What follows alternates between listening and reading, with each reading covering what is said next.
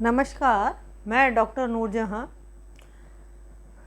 आज की कक्षा में मैं आपको अंतर्राष्ट्रीय कानून का ऐतिहासिक विकास इस पर कुछ चर्चाएं करूंगी। और एग्ज़ाम की दृष्टि से, क्योंकि अब छोटे प्रश्न भी आते हैं, लघुतात्मक प्रश्न भी आते हैं, तो इसकी कुछ चीज़ें हमें निश्चित रूप से उसमें काम आएंगी, ऐसा मेरा मानना है। देखिए, ऐसा है कि अंतर्राष्ट्रीय कानून का ऐतिहासिक विकास, इस संबंध में मैंने जो जानकारियाँ आपके लिए कलेक्ट की हैं, उन जानकारियों में वैसे तो अगर आप नोट्स वगैरह बनाएंगे तो उसमें देखेंगे कि अंतर्राष्ट्रीय कानून जो है उसका ऐतिहासिक विकास में बहुत सारे काल आए, बहुत सारा समय आता गया और उसमें नई नई चीज़ें जुड़ती गई। इस काल विभाजन को स्पष्ट करने के लिए हम इसे क्या करते हैं, दो भागों में बांट देते हैं, ताकि जो स्थिति है वो बिल्कुल साफ हो सके। एक तो हो जाता है ग्रोशियस से पहले का काल, और एक हो जाता है विद्वान ग्रोशियस के बाद का काल। जो आज हम यहाँ चर्चा करेंगे वो है ग्रोशियस से पहले के काल पर हम चर्चा करेंगे। और मैं ये आपको बता दूं कि जितने सारे बिंदु मैंने इसमें लिए हैं वो सारे बिंदु ये बताते हैं कि प्राचीन समय में अंतर्राष्ट्रीय कानून जो पूरी तरह से रीति रिवाजों पर, रूढ़ियों पर आधारित था, उसमें किस तरह से अंतर्राष्ट्रीय परिस्थितियाँ आती रही और अंतर्राष्ट्रीय कानून का अध्याय जुड़ता चला गया। इस संबंध में ग्रोशियस से पूर्व की जो बात मैं करूं तो इसमें फर्स्ट ऑफ ऑल मैं भारत का कंट्रीब्यूशन ले लेती हूं अंतर्राष्ट्रीय कानून के विकास में। अंतर्राष्ट्रीय कानून के विकास में भारत का जो कंट्रीब्यूशन है, भारत ने जो अंतर्राष्ट्रीय कानून का विकास किया है वो बहुत महत्वपूर्ण है। और भारत के जितने प्राचीन विद्वान हम पढ़ते हैं, उन प्राचीन विद्वानों में ये सारी बातें हमें निश्चित रूप से पढ़ने को मिलती हैं। उसके अंतर्गत हमने इसमें कुछ बिंदु और सब बिंदु निर्धारित किए, और इन सब बिंदुओं का फर्स्ट बिंदु आता है वैदिक काल में। वैदिक काल जो काफ़ी पुराना काल माना जाता है, जिसके बारे में सामान्यतः स्टूडेंट एक जानकारी रखते हैं। तो वैदिक काल में ऋग्वेद एक पुस्तक है, एक धर्मशास्त्र भी है। इसके अंतर्गत सारी बातों का वर्णन मिलता है। तो हमने इसमें से उन बातों को लिया है जो अंतर्राष्ट्रीय कानून से संबंध रखती हैं। आपका ऋग्वेद में अंतर्राष्ट्रीय कानून के अंतर्गत युद्धरस्त राष्ट्रों को, जो युद्ध में संलग्न राष्ट्र हैं, वो उनका आपस में व्यवहार किस तरह से होगा, इस बात का वर्णन हमें ऋग्वेद में मिलता है। इसके अलावा जो राजदूत थे, उस समय उन्हें राजनयिक भी कहा जाता था। तो जो राजदूत हैं उनके क्या अधिकार हैं, उनके कौन से विशेषाधिकार हैं, और उनकी सुरक्षा किस तरह से होनी चाहिए, राजनयिकों को कैसी भाषा का उपयोग करना चाहिए, राजनयिकों को अपने देश के लिए कौन कौन सी सूचनाएं एकत्रित करनी चाहिए, इन बातों का वर्णन ऋग्वेद में मिलता है। तो ये जो हमने युद्धरत राष्ट्रों का आपसी व्यवहार जो है, और राजनयिकों के विशेषाधिकार, उनकी सुरक्षा और उनके कार्य से संबंधित जो बात हमें ऋग्वेद में मिलती है, वो अंतर्राष्ट्रीय कानून का भाग है। इसलिए हम उसे ऐतिहासिक विकास के अंतर्गत पढ़ते और पढ़ाते हैं। इसमें दूसरा काल आ जाता है रामायण काल। रामायण काल के अंतर्गत आप सबको सर्वविदित है कि रामचरितमानस पुस्तक है, और उस पुस्तक के रचयिता ने जो उसमें जिन बातों को लिया है, उसमें से हमारे अंतर्राष्ट्रीय कानून से संबंधित जो बात है उसे हम ले लेते हैं। जैसे कि सूर्यास्त के बाद युद्ध न करना, संधि याचना करने वाले पर वार न करना, लड़ते हुए सैनिक पर ही हमला करना, जो सैनिक नहीं लड़ रहा है, थका हुआ है, घायल अवस्था में है, उस पर वार न करना या उस पर किसी तरह के शस्त्र का उपयोग न करना, ये रामचरितमानस में हमें मिलता है।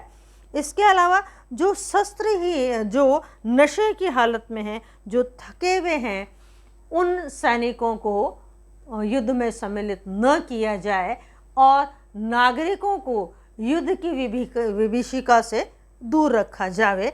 ये इस तरह की बातें हमें रामचरितमानस में मिलती हैं, जो अंतर्राष्ट्रीय कानून के इतिहास के विकास में सम्मिलित है। मैं इसी के अंतर्गत अगली बात अपनी बताऊं, महाभारत काल में आपको ये बताएं कि जो महाभारत काल के अंतर्गत महाभारत काल के अंतर्गत बहुत सारी ऐसी बातें हमें विभिन्न फिल्म्स के माध्यम से, बहुत सारी धारावाहिक के माध्यम से हमें वो बातें मिलती हैं जो सामान्यतः इस पुस्तक में हम पढ़ते हैं। इसके अंतर्गत जो इसका प्रथम अध्याय में जो श्लोक है, श्लोक 24, इसमें जो प्रथम अध्याय की श्लोक 26 से लेकर 34 तक, 26 to 34 जो श्लोक हैं, वो प्रथम अध्याय की जो श्लोक है, उसका पूरी तरह से संबंध अंतर्राष्ट्रीय कानून के ऐतिहासिक परिप्रेक्ष्य से है। उसके अंतर्गत जो नियम बताए गए हैं, उसमें युद्ध से संबंधित अधिकांश नियम बताए गए हैं। जैसे उसमें मंडल सिद्धांत का भी वर्णन मिलता है। उसमें सेना के विभिन्न प्रकारों का, जैसे हस्ती सेना है, अश्व सेना है, पैदल सेना है, इस तरह के सेनापति है, युवराज है, ये सारी बातें हमें इसमें मिलती हैं, जो ज़्यादातर युद्ध और युद्धरत राष्ट्रों के संबंधों को अभिव्यक्त करती हैं। इसी के अंतर्गत हम इसे महाभारत काल कहते हैं। तो इन 3 काल के माध्यम से भारत का अंतर्राष्ट्रीय कानून में जो कंट्रीब्यूशन है वो स्पष्ट होता है। मैं अगली बात सेकंड पॉइंट पर आ जाती हूँ, वो है यहूदियों का काल। तो यहूदी जो थे वो उनका जो हिस्सा है वो संधियों से संबंधित अधिक कंट्रीब्यूशन रहा है। संधियों के जो प्रकार हैं, संधियों के जो पक्ष हैं, संधियों के जो नियम हैं, उन पर इनका ये हाईलाइट करते रहे और वो सारा पोर्शन अंतर्राष्ट्रीय कानून का हिस्सा है और ऐतिहासिक विकास में ये माना जाता है। तो जो यहूदी काल था, उसमें संधियों का एक विशेष कंट्रीब्यूशन रहा और संधियों के साथ साथ एक जो और बात आती है वो है राजदूतों, यानी राजदूत जो होते थे, उनकी सुरक्षा और विशेषाधिकार। ये यहूदी काल में हमें देखने को और पढ़ने को मिलता है। इसके अंतर्गत मैं आपको तीसरी बात पर लिए चलती हूँ, जो है यूनानी काल। यूनानी काल के अंतर्गत इसमें जो यूनान में नगर राज्य थे, उनकी बातों को हम लें और इसमें मुख्यतः जैसे सुकरात रहे, प्लेटो, अरस्तु, इन विद्वानों ने जो पुस्तकें लिखी, इन विद्वानों के जो विचार थे, उससे यूनानी काल निश्चित रूप से प्रभावित हुआ और उनके जो विचार थे, जैसे कि सुकरात जो था वो एथेंस और स्पार्टा के युद्ध से पूरी तरह से प्रभावित थे। प्लेटो भी उनसे अलग नहीं रहे। और जो अरस्तु हैं उन्होंने भी क्रांति संबंधी जो विचार प्रतिपादित किए, जो नागरिक संबंधी विचार प्रतिपादित किए, उनमें विशेष छूट हमें पढ़ने को मिलती है। तो सुकरात, प्लेटो और अरस्तु के रूप में जो अंतर्राष्ट्रीय कानून का ऐतिहासिक विकास के संबंध में, अंतर्राष्ट्रीय कानून के संबंध में जो उन्होंने विचार प्रस्तुत किए, वो अंतर्राष्ट्रीय कानून के ऐतिहासिक विकास में सम्मिलित हैं। इसमें जो अगला काल आता है वो रोमन्स का आता है। तो रोमन्स का काल, रोमन्स में जो मुख्य बात थी वो ये थे कि वो साम्राज्यवादी नीति को, साम्राज्यवाद को अत्यधिक महत्व वो देते रहे। अब जाहिर सी बात है कि जहाँ साम्राज्यवाद होगा वहाँ विस्तारवाद की नीति होगी। विस्तार होगा इसका मतलब है कि वहाँ युद्ध अधिक लड़े जाते रहे हैं। तो रोमन्स का जो कंट्रीब्यूशन रहा वो है युद्ध के संबंध में रहा, और जहाँ युद्ध हुए उसका मतलब है उन युद्धों को कहीं ना कहीं समाप्त करने के प्रयास किए गए, और उसमें क्या किया गया, संधियाँ की गई। तो रोमन काल जो था वो साम्राज्यवाद या विस्तारवाद नीति को मानता था। उसके अंतर्गत वो क्या करता था, अपने क्षेत्र के आसपास की जगह अधिकार कर लेता था, युद्ध करता था, और युद्ध में जीत के बाद वो विभिन्न प्रकार की संधियां अपने हितों के अनुसार करता था, जो हमारे अंतर्राष्ट्रीय कानून का हिस्सा, अंतर्राष्ट्रीय कानून के विकास का हिस्सा माना जाता है।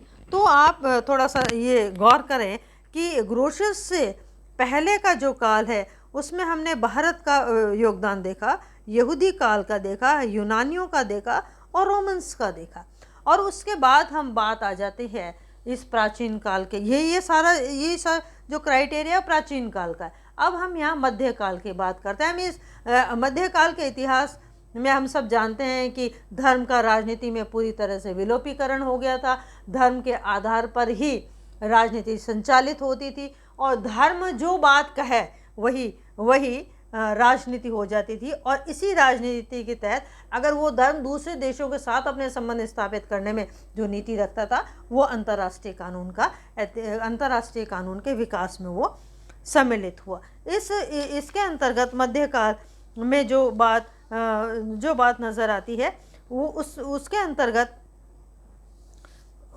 अंतर्गत हम ये देखें कि जो मध्यकाल में, चाहे हम पूर्व की बात करें, पश्चिम की बात करें, तो वहाँ क्या है कि राजनीति विज्ञान की जो पर्सनल आइडेंटिटी है वो नहीं रही। इसीलिए इस काल को अंधकार का काल कहा जाता है। केवल इसमें हम बात कर सकते हैं कि धर्म आधारित नीतियाँ जो थी उन्होंने ही अंतर्राष्ट्रीय कानून को देन प्रदान की। मैं अगली बात पर आ जाऊं कि 15वीं और 16वीं शताब्दी में अंतर्राष्ट्रीय कानून का विकास किस तरह से हुआ। तो उस समय जो महत्वपूर्ण घटना थी वो ये घटना हो रही थी कि समुद्री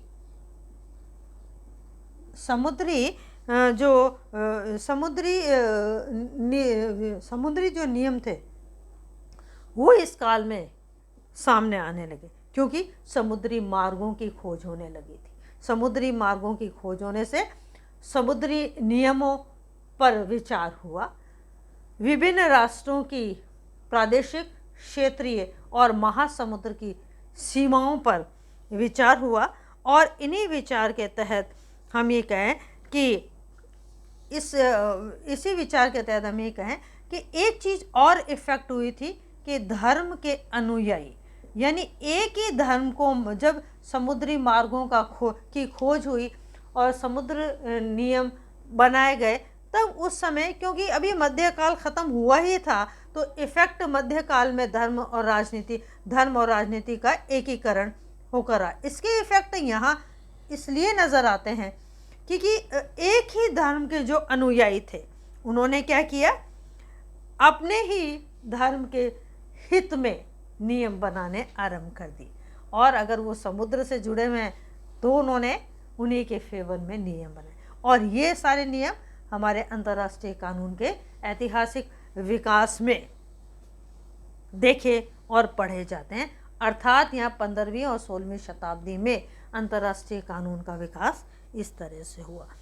मैं अपनी आज की अंतिम बात ले लेती हूँ कि 17वीं शताब्दी के काल में अंतर्राष्ट्रीय कानून का क्या इफ़ेक्ट आया।